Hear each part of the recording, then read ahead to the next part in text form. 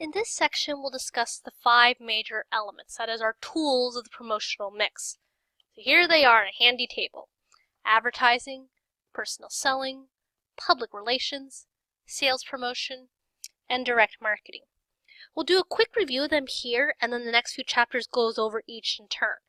And really, the direct marketing is even stuck right at the end of this one. So this is a nice overview of the different elements. If you need to, come up with an example of your own to help you submit what it does best, what are its weaknesses. So again, if you don't like these examples, go ahead and find ones for yourself so that you have a good, clear sense that you can remember as needed. So advertisements. Advertising is any form of non-personal communication where the sponsor paid for the ad placement. So this communicates to a mass audience through paid placement. Almost all companies use some form of advertising, ranging from a newspaper classified ad to a multi-million-dollar campaign. Advertising is the most commonly distributed by traditional media, though increasingly through non-traditional media, such as websites, emails, blogs, and interactive video kiosks in mall and supermarkets. Advertising has the advantage of being able to reach to large numbers of people, but it can also be micro-targeted to small groups. So although the cost per contact in advertising is low, you can imagine the total cost to advertise is typically very high and can be very restrictive of advertising on a national level. So you can only be so targeted. So you can imagine how a magazine could be packaged with certain ads or samples according to customer characteristics, but that you have to arrange for the fact that it's hard to tailor it when it's something more mass marketing-esque. So fortunately, we are getting better with advertising media at dividing up the market so that it is easier for the advertiser to reach specific customers they want.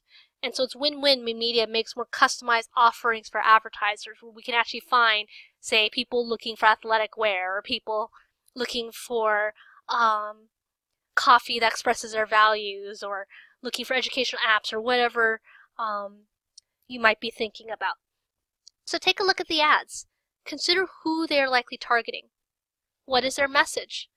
What types of actions do you think they want a customer to do next? So our next one is personal selling. This is two-way flow of communication between sellers and potential customers, and easily incorporates a dynamic and flexible message to encourage exchange. So why do we use this? Well, salespeople get quick feedback and can adapt the 4 Ps on the spot. But a sales force can be very expensive to build and maintain. So as you can imagine, this is going to be pretty important for complex products or products where customers need a lot of information. It's also very effective for business customers where there are fewer in number. So they effectively can be served by those that want to service them. So effectively, again, organizational customers, because there are fewer of them, it's easier to actually use personal selling with this population. So key strength to personal selling is, again, it allows the firm more flexibility in responding to a customer. So for example, some of my family members were shopping around for long-term care insurance. They met with an insurance agent online through a video call set up by the insurance agent. As you can imagine, this gave each party more flexibility to meet without having to be in the same place, and allowed the agent to be able to see and listen to the needs of potential clients, as well as communicate potentially complex products. This is why you may want to have sales representatives talking to doctors or a larger hospital buying center. Here's another example. Best Buy and Apple, they do this to great effect because a customer that wants to try out the iPad or tablet can get instant feedback from the sales rep. And as they know, they can stick it in your hands, which has its own benefits. In this one, the chat with us image is from the KinderCare website and does actually put you in contact with a person at some point. versus an automated system like the Ask Anna of IKEA. Why? Well, parents who may want to put their child in daycare may be very busy during regular proverbial working hours. This IM function gives the customer an easy way to get a hold of someone, and a customer rep can help multiple customers at a time. Curiously, they used to have better chat hours when my spouse and I were first browsing daycare sites. I remember using one at 9 p.m. Interestingly, it also changed to yellow and busy while I was on it. I would have anticipated a more centralized call and response center, perhaps they were just that busy when I called. So in sum, personal selling involves two-way communication between buyer and seller and can take place in many different spaces. Its primary advantage is the ability to allow the salesperson to customize the communication and the 4 Ps of the mix. Public relations. Public relations is a form of communications management where you aim to get non-personal presentation of ideas, goods, or services through other non-paid sources. So it's the management of your image and how others are communicating about you. So for example, this may include, say, an article in the newspaper, a mention on a late-night talk show, movies or game reviews, social media chatter. It can be as simple as a politician telling all the TV news stations and radio stations they're about to make a major announcement about their campaign, presumably. So the stations are interested in having good content for their listeners, and the politician gets free airtime to make their announcement. So why? Well, other sources may be able to reach your customers and have greater credibility than if you posted your own paid message and channel. But remember, when we say it's unpaid placement for public relations, you still have to actually spend money to make content worth passing along. Unpaid simply means we did not pay to have it posted. Instead, someone else decided to run that favorable story or favorable content about your brand. Another weakness to PR is that we don't have any control of what will actually be said. It can be unfavorable or provide incorrect information. Here's an example of a positive one. So movies often release trailers to get people talking about the movies. So the release of a trailer may get talk shows like Good Morning America to host one of the leads or the makers of the film. It gives its fan base something to talk about. In this example, it's from Star Wars. Each audience member, 6,000 people, attending Comic-Con Star Wars panel was invited to a free concert. As you can imagine, all the ecstatic messages on social media alone and the news articles about it afterwards generated a great deal of word of mouth and excitement for the upcoming film. So in sum, publicity is a form of managing content that will encourage other sources to deliver their own content that is favorable to your organization or product. Next is sales promotion. Sales promotion refers to short-term inducements that stimulate interest, trial, or purchase by final customers or others in the channel. Sales promotion may be aimed at, again, consumers, at intermediaries, or even the firm's own employees. So why? Well, mass selling and personal selling offers a reason to buy. Sales promotions, these ones, offer an incentive to buy. So not just a reason, but an incentive, extra bonus, almost to say. So it's also not just to buy, but also might be additional actions like buy more, buy now, buy a certain amount.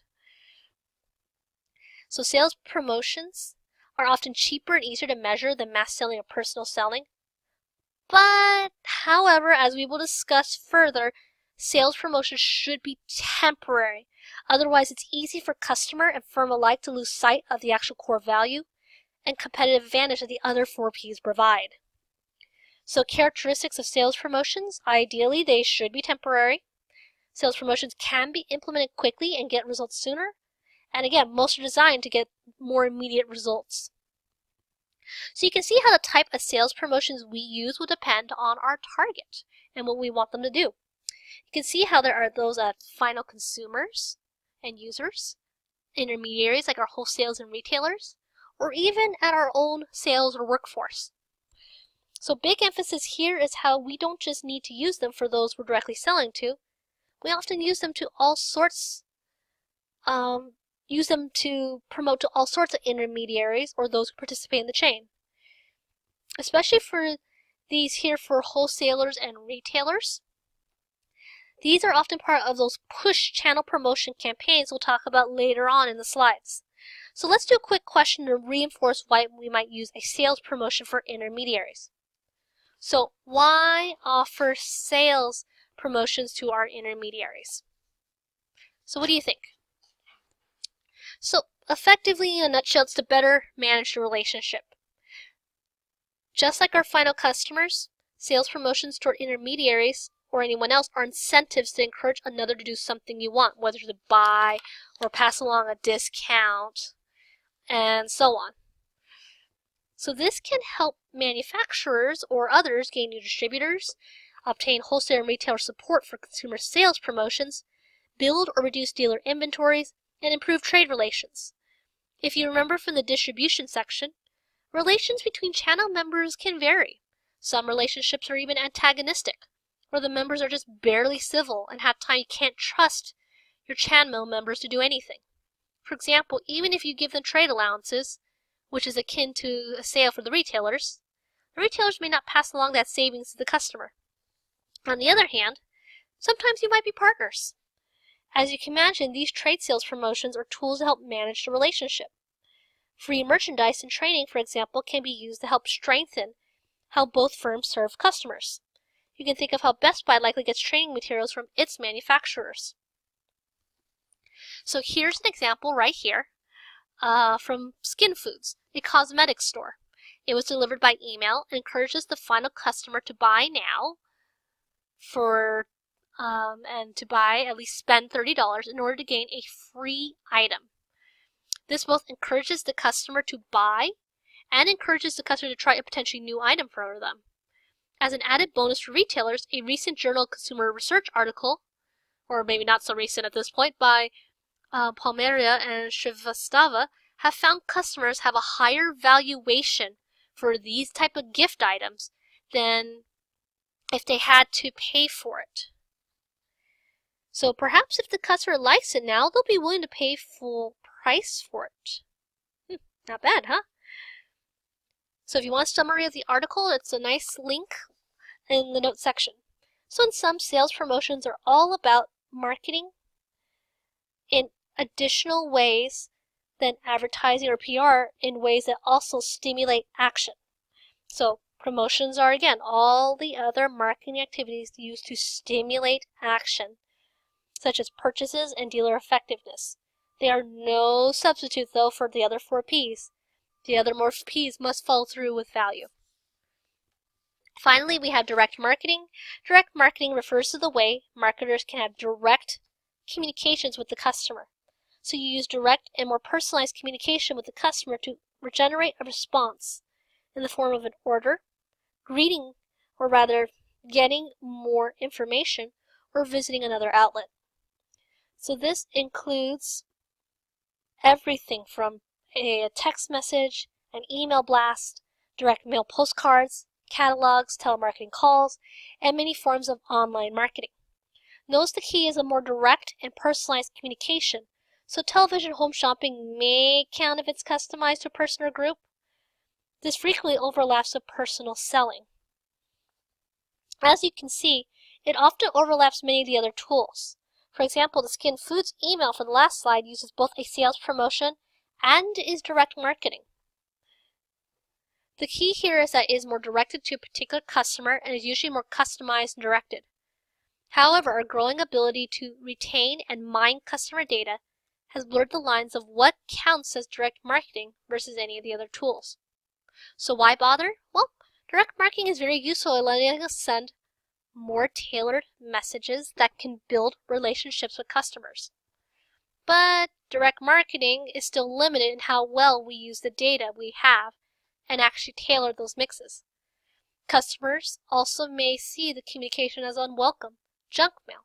So for example, some people were likely charmed by how this Kit Kat card looks a bit like a "we missed you" slips from the delivery companies. Others may be a bit more annoyed. So in sum, direct marketing continues to grow because of the increasingly large databases at our disposal. However, this does not necessarily mean we're any better at making an appealing offer. So here is a handy list to wrap up on promotional program design considerations. So how will we go about mixing and matching and just overall picking the promotional tools we have at our disposal?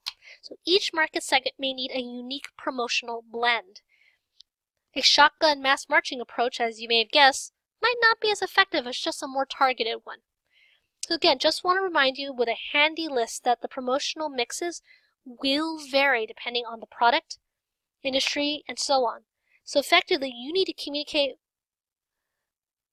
or rather, what you need to communicate will drive your objectives, which are ultimately derived from the nature of the product. So a cosmetics or food company can easily give samples.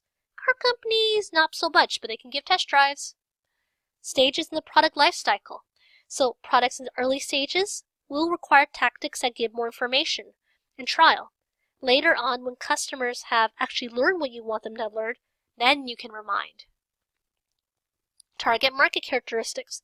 What your customer likes, knows, or does will matter. For example, some target markets are more likely to search for coupons online than others. Type of buying decision. So for routine buying decisions, such as the purchase of toothpaste, the most effective promotional tools are advertising, and especially sales promotions. Things that simply remind or help the customer go, oh right, I should buy some more before I get out, or before I'm out. Meanwhile, customers making complex decisions need large amounts of information, and personal selling is the most effective tool. Print ads are also effective for conveying large amounts of information. If you ever go to the doctor's office or in a magazine, medicine or medicinal devices tend to have big ads and large pamphlets. And of course, promotional funds. Firms have different budgets. Even if you have the best promotional mix in mind, it costs money and the firm may not be able to do it. This chapter and the others covers this well and the importance of budgeting according to task and relative benchmarks, so rather than simply a percentage of sales alone. Finally, we have what's called push or pull channel strategy.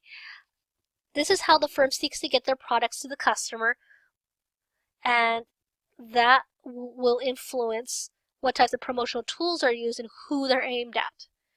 So the key here is that certain promotional tools will make more sense than others for different situations.